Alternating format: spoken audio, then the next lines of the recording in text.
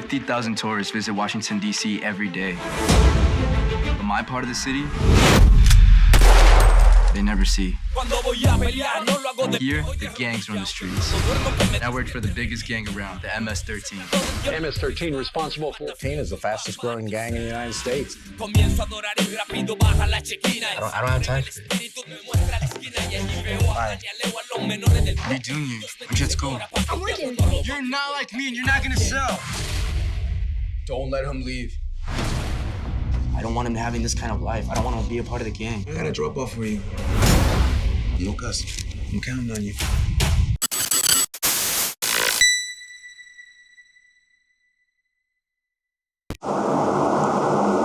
Let's get this started, man. Introduce yourself. Hey, I'm Elijah Rodriguez. I'm from McAllen, Texas. I'm 18 years old, and I came out to LA when I was 12 with my mom, and we just dropped everything and we moved to here to pursue my dreams. So you guys actually came out from Texas? Yeah, from McAllen, Texas. It's a small town, like one of the most southern cities in the United States, and it's like 5 minutes away from the border. Isn't that the actual border place where that movie Sicario? Yeah, it actually ended up being a coincidence, but when I went in for it, I told the director that, and I think it definitely helped.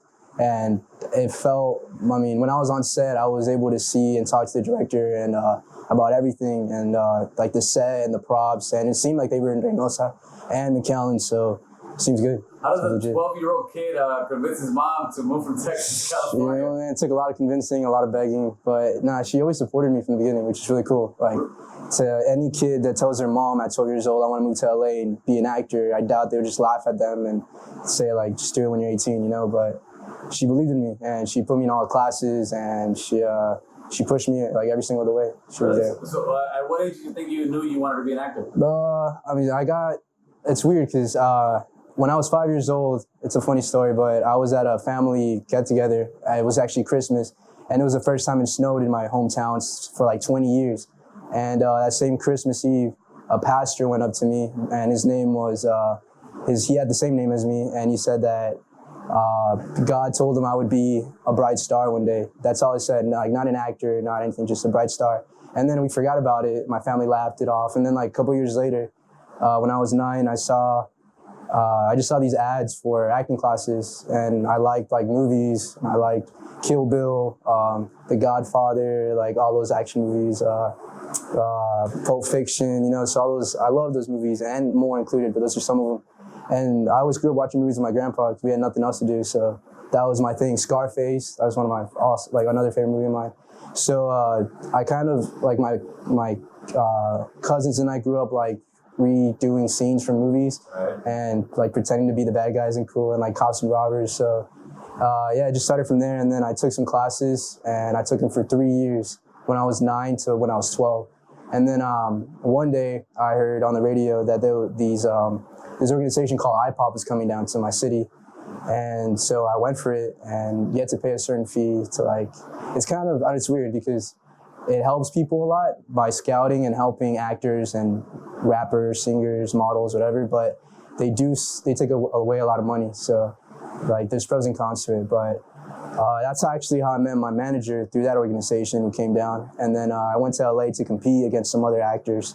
And I made it pretty far. Like you go from regional, state, and then like national. So regional is what? It's like in my city, you would go and audition. And I went to some hotel in downtown in my city, and there were probably like 300 kids that showed up. But then right away they got rid of like 200 of them, not even like 250. Only like 20 kids got to go to LA. But then after that, we did some like intensive classes that they provided, but honestly, the classes were like kind of crappy, and they just give you something there, and you take headshots, and then they take you to LA.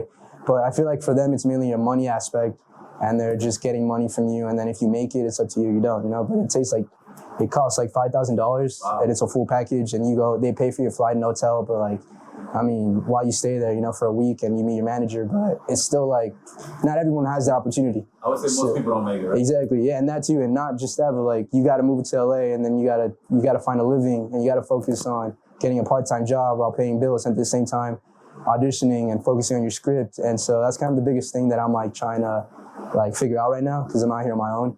But I moved out here when I was 16. Well, actually, I moved back to Texas because my family was sick.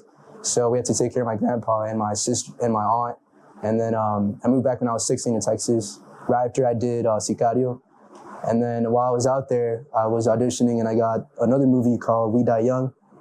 And that was with Jean-Claude Van Damme and a previous actor, David Castañeda. And we worked on Sicario together on that one. And he's blowing up. He's doing pretty good. He just did a Netflix series. And he's How did you score that role in Sicario? Sicario? My manager got me in for it and my agency. And then I went in and I actually knew the casting director because you tend to get to know them after going in so many times. Like, you'll hear a lot of no's. Like, you'll go in for 100 auditions in 1 year. You'll probably, maybe if you're lucky, get 1 or 2. So you get to know these casting directors, and she was a Latina casting director. So I definitely think that helped. And I went in and I auditioned like 3 times. And I met the director the final time, and we did this chemistry read. And they brought in the guy who plays my cousin because he had already been casted. Everyone had been casted except for my character. And no pressure, huh? Yeah, right. Exactly.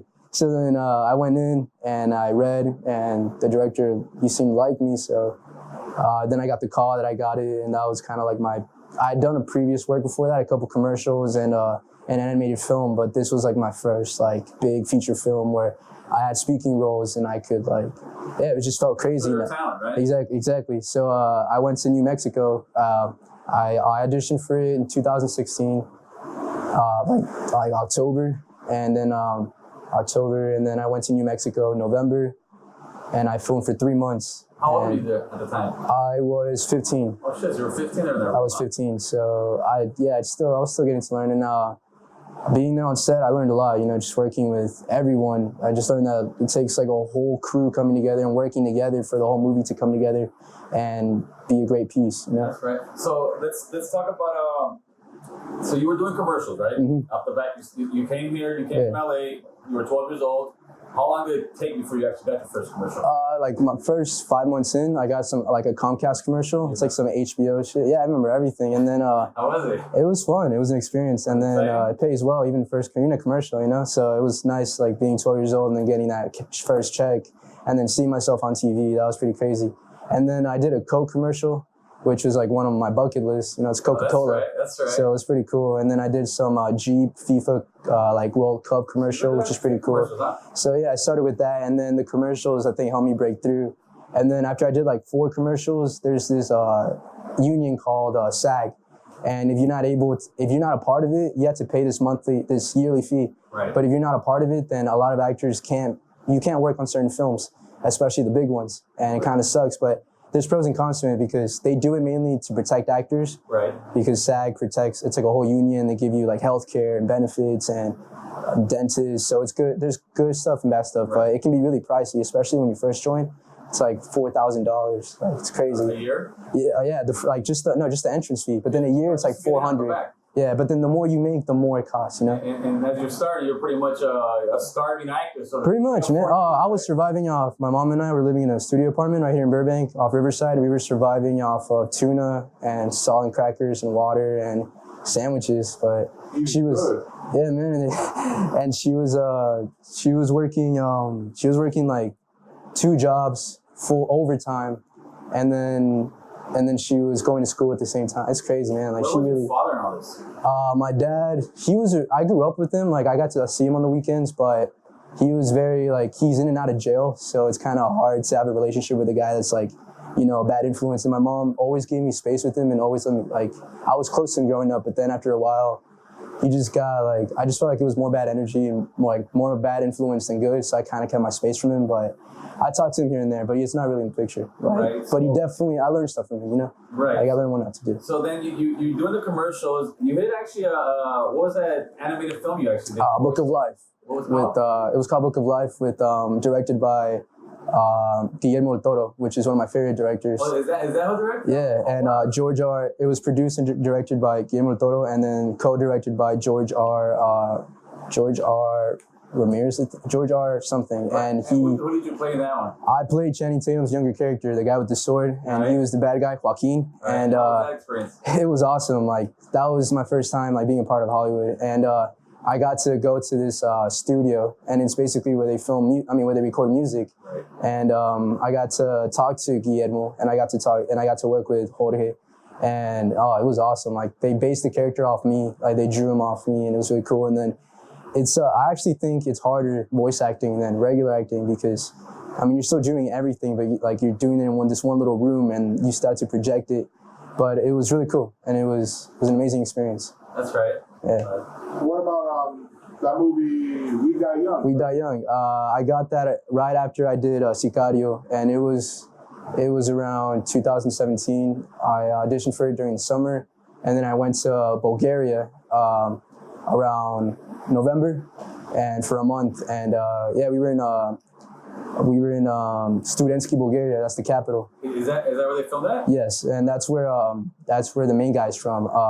Van Damme. He's from Bulgaria. So let me ask you. I saw that movie.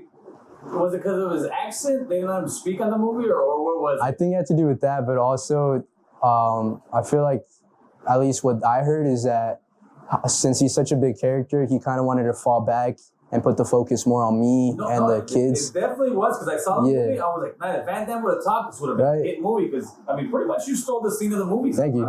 He didn't speak. Yeah, he didn't speak. So I think I definitely think he was able to say a lot though without speaking, which is harder for an actor. Right. Which is cool. But I think, so they wanted it to be more, he wanted to challenge himself too, because he's done all these other, so many movies. Right. So from what I heard is that he wanted to just challenge himself more as an actor and show more with his face and say less, you know? Well,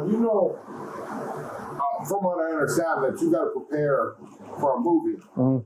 So when you prepare for that movie, how did you prepare for that movie, especially going into a world that you're probably not really too familiar with? Yeah, well, so I grew up in McAllen, which is like a small town, 100,000 people, and I grew up in Mexico and McAllen and Texas, so I was able to see like we'd be having dinner, and then like you hear gunshots and grenades going off like half a block away. You know, it's normal, like in Mexico at least, and it's you're just like, all right, like, just stay away from the windows and then don't do this and that. And it's kind of like, it's sad, but it's a normal thing.